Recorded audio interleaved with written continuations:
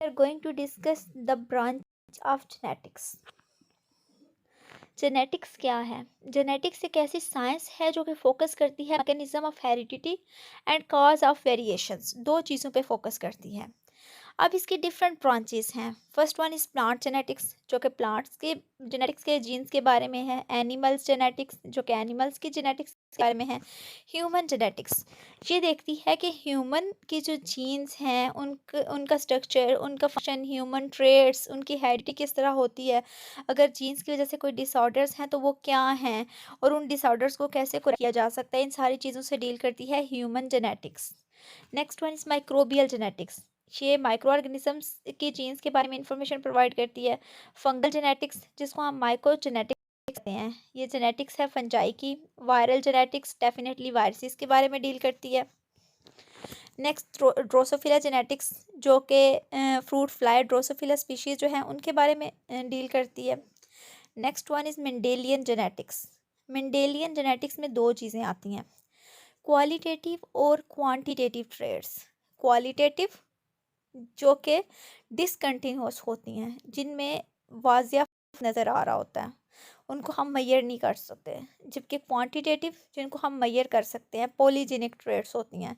और हम इन दोनों को स्टडी करते हैं, क्वालिटेटिव और क्वांटिटेटिव ट्रेड्स को, और हम देखते हैं कि ये ट्रेड्स जो हैं, क्या इनके एक्सप्रेशन में इन्वायरमेंट का भी कोई रोल है या नहीं, इस चीज़ पे मेन फोकस किया जाता है। Next one is quantitative genetics. Quantitative genetics क्या करती है, क्वांटिटेटिव ट्रेड्स जो हैं उनकी हेरिडिटी के बारे में है, जैसे हाइट, वेट, आईक्यू वगैरह। Next Morganian genetics.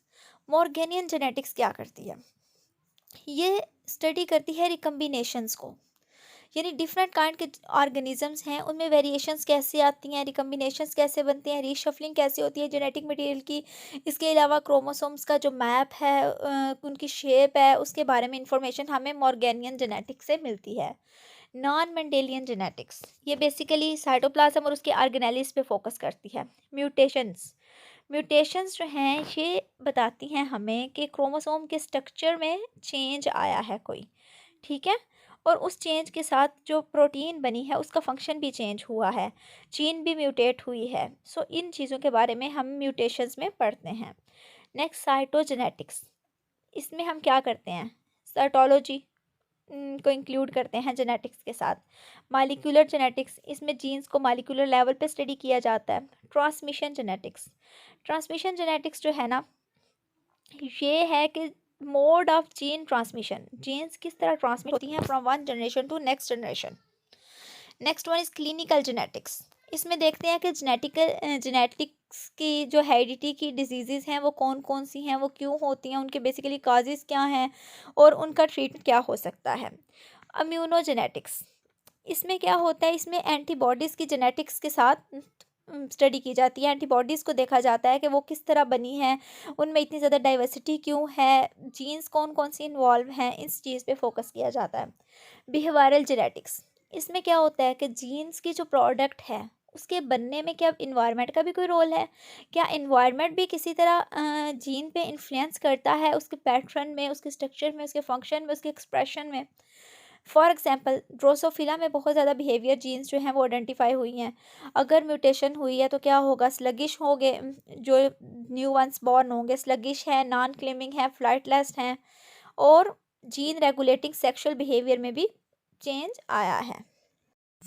प्राइमेट्स में अगर हम ह्यूमन की बात करें या बाकी सारे प्राइमेट्स में, तो जो आईक्यू है उस पर इन्वायरमेंट का बहुत ज़्यादा इफेक्ट होता है।